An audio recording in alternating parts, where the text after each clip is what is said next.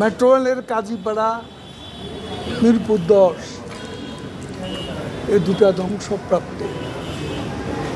এটা এক বছরেও যন্ত্রপাতি এনে সচল করা সম্ভব হবে না বলে এক্সপার্টরা জানিয়েছে।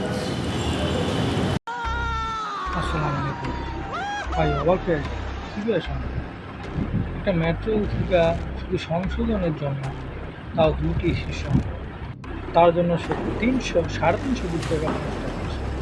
অথচ এটা তারে এক বছরেও বর্তমান যে সরকার যন্ত্রপাতি আছে এনে তারা বাজেট সচল দিয়েছে 50 কোটি টাকা সর্বোচ্চ, তার মানে 50 কোটি টাকা কম খরচ হবে। হবে।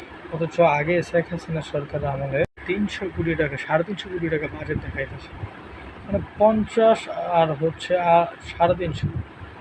চিন্তা করা যায় এখানে 300 কোটি টাকাই তারা শুধুমাত্র সংশোধনের ক্ষেত্রে যদি আপনারা 300 কোটি টাকা আত্মসাৎ করেন, তাহলে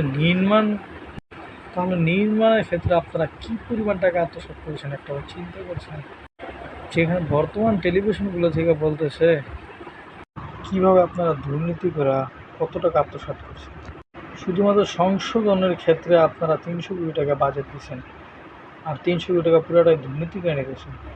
তাহলে চিন্তা করা যায় যে এই মেট্রো রেল তৈরি করার সময় আপনারা কী পরিমাণ টাকা আত্মসাৎ করছেন।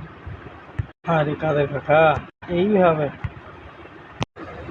জনগণের টাকা মাইরা খেতে আপনার কি মায়া দেওয়া লাগে না? আপনি কি মানুষ আমার কিছু আছে আপনার ভিতরে? সে বোর্ডে একটা সভা করা দরকার। ওই যে আন্দোলন, যেটাকে আপনারা আন্দোলন বলতেছেন, সেগুলো বিবেচনার জন্য বোর্ডের সভাও কালকে হবে।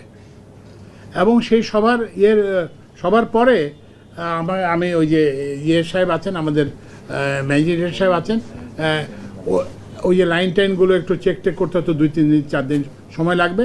এবং উনি এটা আমাদেরকে দিয়েছেন যে এটা 7 দিনের মধ্যে আমরা চালু করার চেষ্টা করব। এবং আমি এবং সচিব আমরা নিজেরা আপনাদেরকেও আমরা আমন্ত্রণ জানাবো, আমরা এটা ইনশাল্লাহ চালু করব।